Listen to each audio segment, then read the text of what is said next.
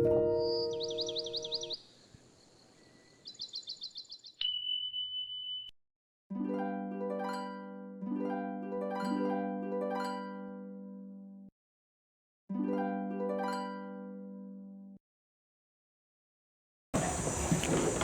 hi guys!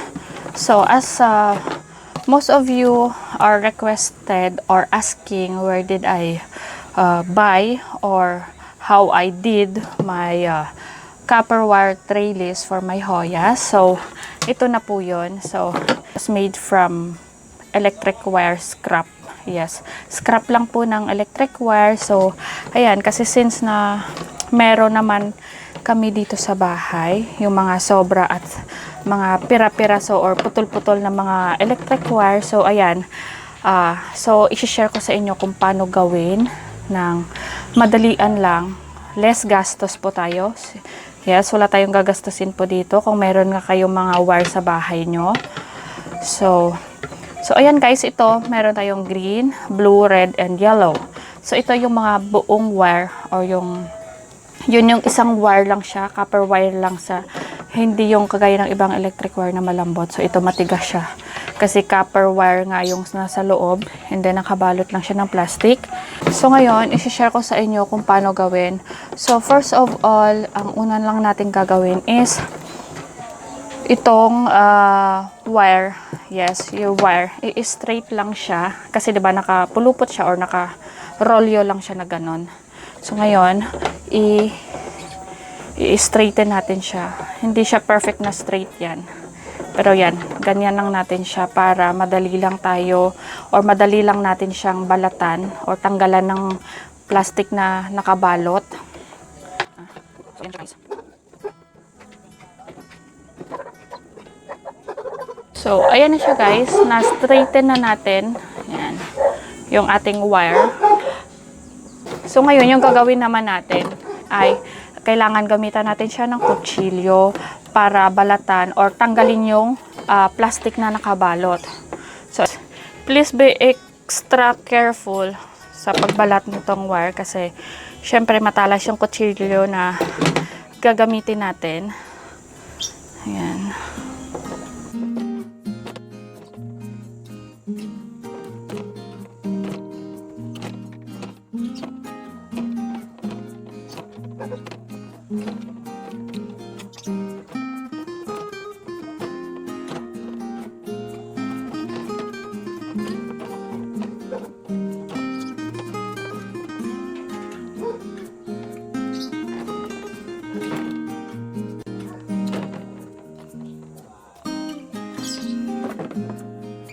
So, ayan guys, pagtapos na natin siyang mahiwaan ng plastic, so ayan, gaganyan mo na lang.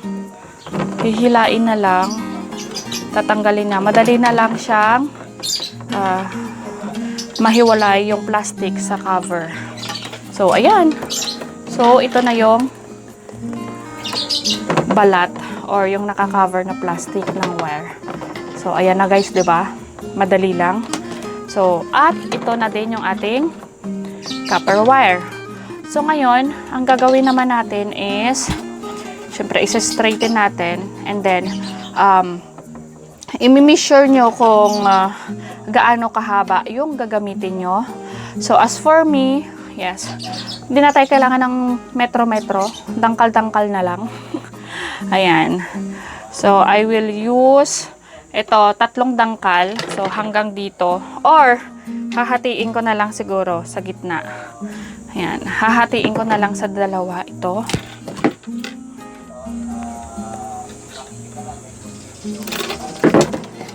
So, ayan guys.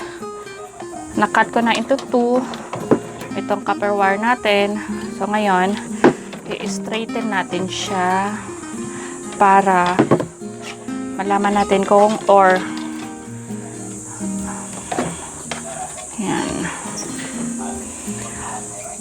So, ayan na siya guys. So, bali kukunin ko muna itong wire natin para malinis at makita nyo. So, ngayon guys, ito na yung copper wire natin and then yung long nose pliers natin. Ayan.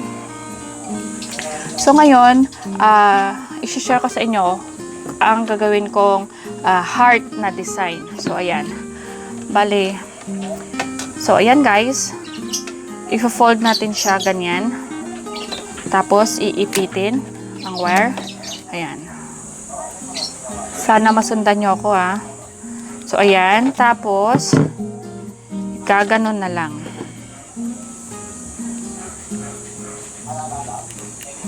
Ayan. Tapos iti-twist. Ayan siya guys, oh. Iti-twist nyo lang siya. Ayan. Iti-twist nyo siya, 'di ba? Ganon na siya yung shape niya. Half na yan ang heart. And then iti-twist natin siya ulit yung sa kabila. Ayan. So, ayan na guys, 'di ba? Ayan na yung design natin na heart. And then, ayan, i-straighten lang natin. And para ma-secure na hindi siya, syempre 'di ba, may awang dito or bumubuka siya. I-fold natin dito yung sa dulo.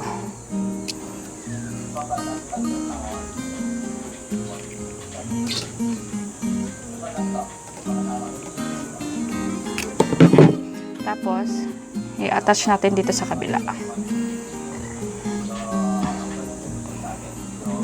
Yan. Yan. Tapos, isi-shape nyo na lang. Yan. Kung anong perfect desired nyo na klase ng heart.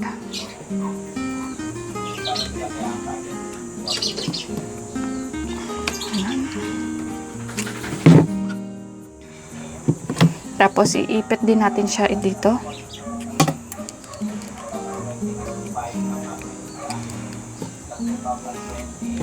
Ayan. So, ayan guys, meron na tayong heart na trellis. Ayan. So, ayan na yung heart. Diba? So, medyo mahaba siya. So, ayan na yung heart sa dulo. Kung gusto nyo na may spiral pa dito, so yun ang gagawin natin.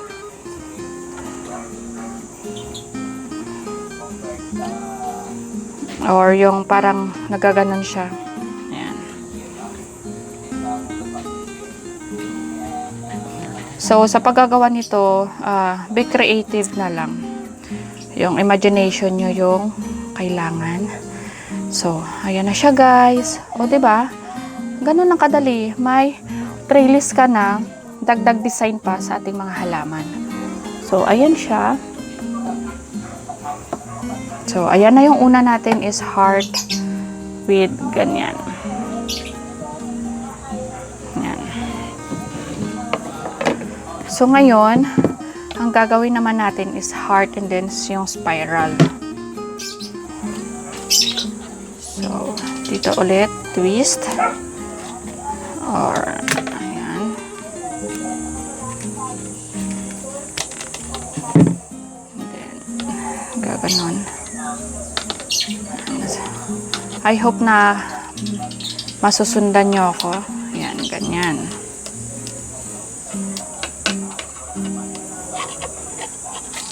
So, another heart.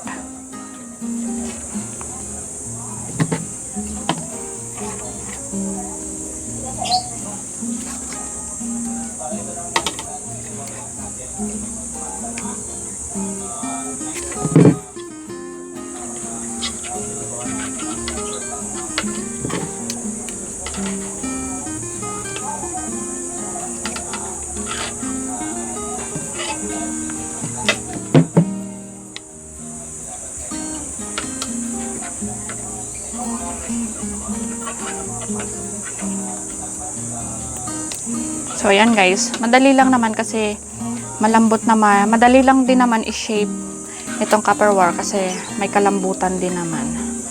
Ayan. Ayan. Kailangan lang nito para i-support lang ba na hindi tayo mahirapan mag-twist. Ayan. So, ayan ang heart. So, ngayon naman po is gagawa tayo ng spiral. So, we need, with the help of this bottle ng wine. Ayan, kasi iti-twist natin. Wait. So, ayan. Ayan siya guys. Kasi dito natin iti-twist para perfect yung circle na gagayahin natin. So, ayan. So, yan lang yan yung guide. And then, iti-twist natin siya ulit.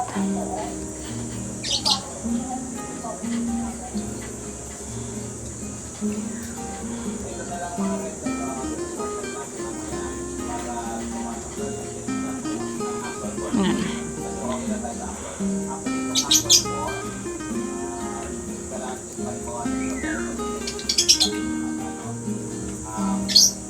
So, ayan na siya guys.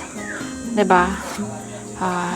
Twisted and spiral na trellis natin. So, ayan. Ayan na siya. So, maganda sana kung mas mahaba pa, no? Mga ilang ikot pa. So, ayan. Oh, ayan na siya guys. So, ito na yung dalawa nating sample. So, heart and then ganyan mga spiral. Ayan. So, ngayon, meron tayo ulit dito wire. Gagawin naman natin ibang design naman. So, ngayon, ito, una, mahaba lang siya kasi